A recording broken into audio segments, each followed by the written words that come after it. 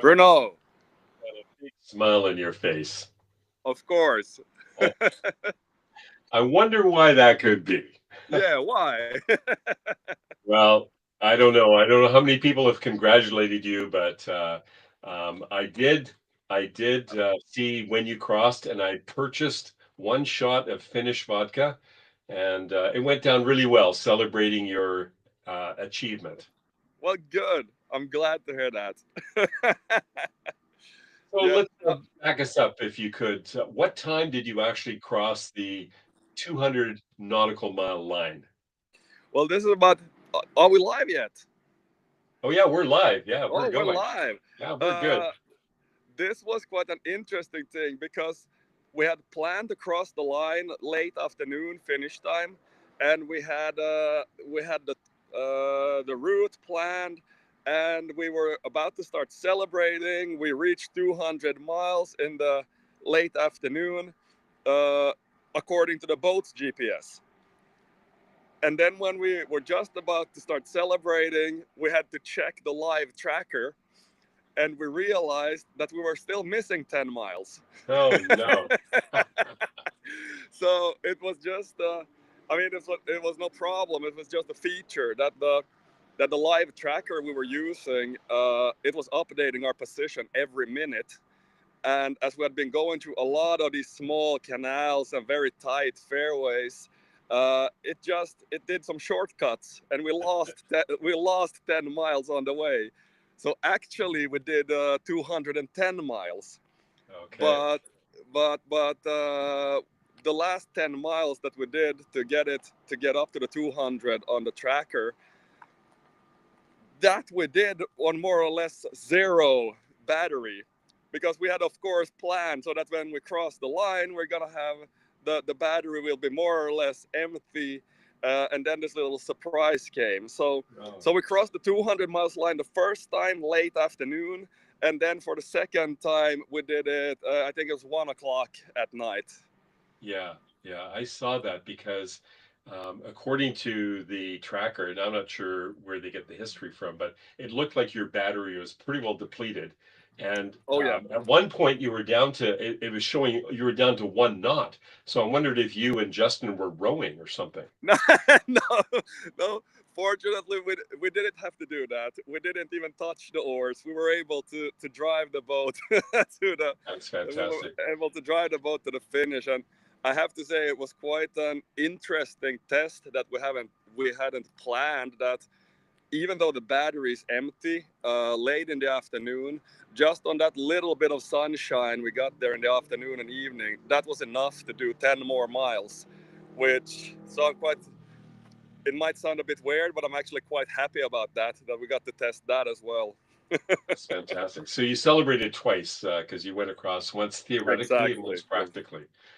Um, Exactly. so I also noticed that the speed spiked. You've now got a maximum speed. I thought it was 14 knots, but I saw on the max speed indicator it's 20 knots. Yeah. What happened?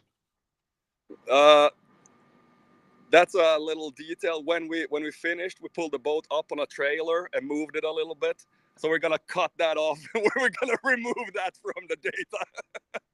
No, Uh-huh. we didn't do 20 knots with the boat. No. Good.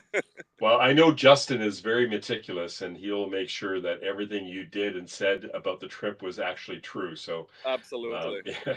Okay, so your Yeah. car can do 20 knots, like, apparently. Yeah, yeah, exactly. My car can do 20 knots. Yeah, and talking Yeah. about that, actually, I don't have Justin with me right now, because he is quite funny. He's still in Jakobstad at Elvene, and I'm headed north towards Lapland with my family. So we're gonna go prospect for gold, literally speaking, this time. Well, that's nice. Spend some time with the family. And well, you Yes. uncovered gold with the Elvene doing 200 knots. You might as well go and get real gold. Yeah, exactly, exactly. Now I know Justin's going to be doing a whole coverage of this on his channel, but what were Yeah. some of the things that just were in your mind? I mean, you had a lot of time to think. Obviously, you had somebody on board, but I mean, stuff's going through your mind all the time. I mean, you're the guy running the company. You're the guy who, as a young engineer, dreamt of this, but now you're out there doing this. And I know I asked you some of these questions as over the last Yeah. 5 days, but certainly when you crossed the finish line twice, what were some of the things that you sort of reflected on? And now that you know that your boat has done this and that you just Mm. crushed anxiety, the range Yeah. anxiety, what are some of the thoughts, some of the emotions you had? Well, I mean, first of all, of course, this is something for 5 or 6 years. I've known this to be possible. Uh, I have the equations. I know the numbers behind the boat and what's needed. But I've never just taken myself the time to actually do it and to actually prove it. So yesterday, when we were able to finish, or when we were able to cross that 200 nautical miles line, it was an absolutely fantastic feeling, because now no one can doubt this anymore. We have actually proven it's possible. But then again, being the Finnish engineer I am, that what started spinning in my mind was, what are all the things that we could have done differently? Because I mean, now we have spent a lot of time out at open sea, which is not the most energy efficient way to travel. uh, Almost half the trip we were actually in open waters, and we had some chop and some quite heavy winds at some Mhm. point of the trip. And I'm just thinking, like, if we plan the route a little bit differently, how long would it take to reach 300 miles or 400 miles? Mhm. And I know this is also possible. You just have to drive the boat a bit differently. Mhm. uh, but I was just really happy, and I have to say a bit proud, that we were able to do this in like real life conditions. We didn't do this on a track. We didn't go around in a circle in protected water. We were out in the archipelago, touring, visiting tourist sites, visiting interesting monuments, and it was like a real boating trip. Just that we didn't use any fuel. We didn't have to plug in at any time. We were just self-sufficient to 100%. So even at night when you were anchored or at a Mhm. dock or beached, you didn't plug the boat into anything. This was No, the only time you plugged in the boat was the day you left and the batteries were charged. But after that, you were fully solar. exactly. The day before we left, we plugged in the boat to make sure that the batteries are absolutely topped off. After that, it hasn't been plugged in Yeah. until we once again arrived in Jakobstad and parked it outside the office. Then we plugged it in again. But the You whole know, it's trip has been interesting. done. The whole trip has been done 100% on solar. That's amazing. And you're right. Now you've got the data, the third-party validation to Yes. prove that this is a non-issue. It really isn't. And you know, really, when I've talked to some of the other CEOs of companies like yours who are also up against this idea, this notion of range anxiety, when you actually compare the real use case for people who are riding petrol boats, nobody's doing 40 knots a day, right? They're going No, out they're for not. right? They're not. They're going out for an hour and a half. Even in my cruiser, ocean cruiser, if I cruise 4 or 5 hours and then I put up for 3 or 4 days, which is plenty of time to charge batteries, that's Exactly. the real life, right? Nobody's actually going back to back to back to back for five No, days and stressing the systems. This isn't real. no, no. I mean, that is exactly the point. What we did now, is not like a real use case. We were driving a lot and further than I think anyone would do with this type of boat. So, like going out in a real life scenario, like you said, you maybe do 5 hours a day, and then Yeah. you stay for a couple of hours, no, for a couple of days. I mean, that means you will always be driving with a full charge. The battery will be in like the 60 to 100% range all the time. Yeah. And then you can also use your induction stove, and you can have your fridges running and so forth, because you have plenty of power in the boat. Yeah. I couldn't help but think when I first met you on a trip you came through Vancouver, Mm. you were telling me that story about your daughter and how she's only been on electric boats, your Yeah, boats. And when she yeah. sees these other boats, she goes, there's a stinky boats. I had this thought that if, and maybe you can ask her this, you know, for you, it's a big deal because you know the engineering. It's been something you've been Mhm. planning. But I bet you if you were to ask her and you'd say, well, Dad, what did you do the last 5 days? Whoa, I took this boat for 5 days and we cruised only on batteries.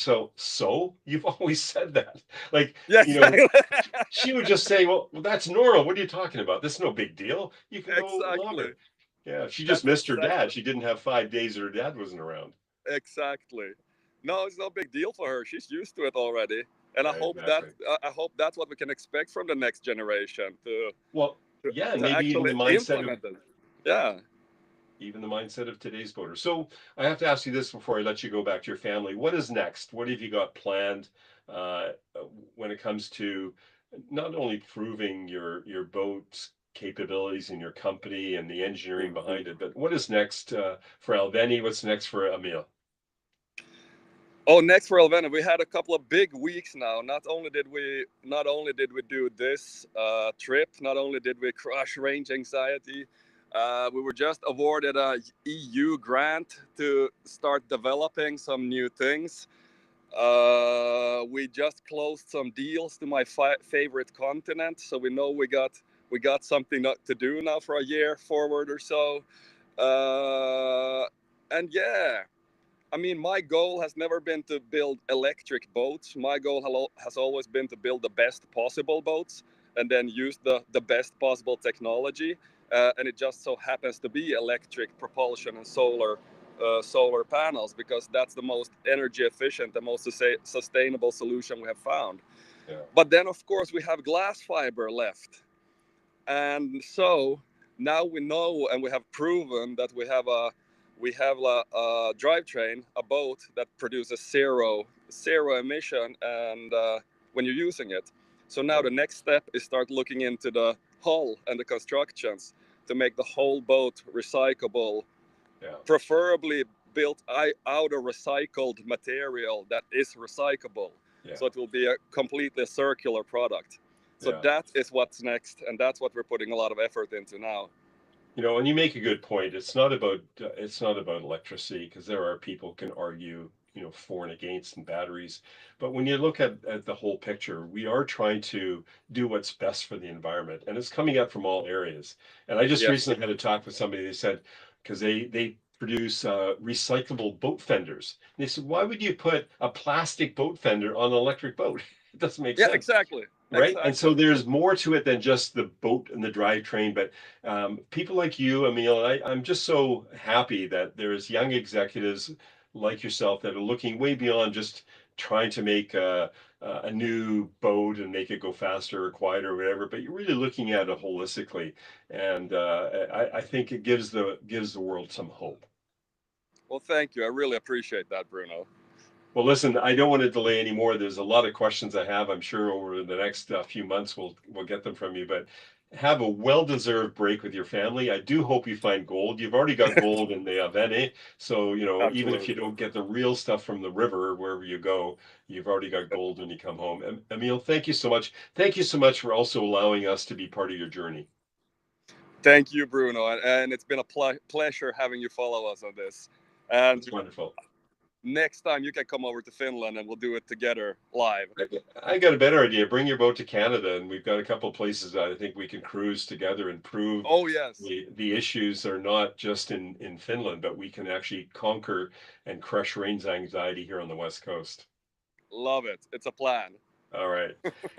Have a wonderful trip. We'll connect with you when you get back. And again, thank you very much. And this is the Green Boater signing off from our cruise with the Elvene boat and Emil, and that they really did crush range anxiety with this 200 nautical mile cruise.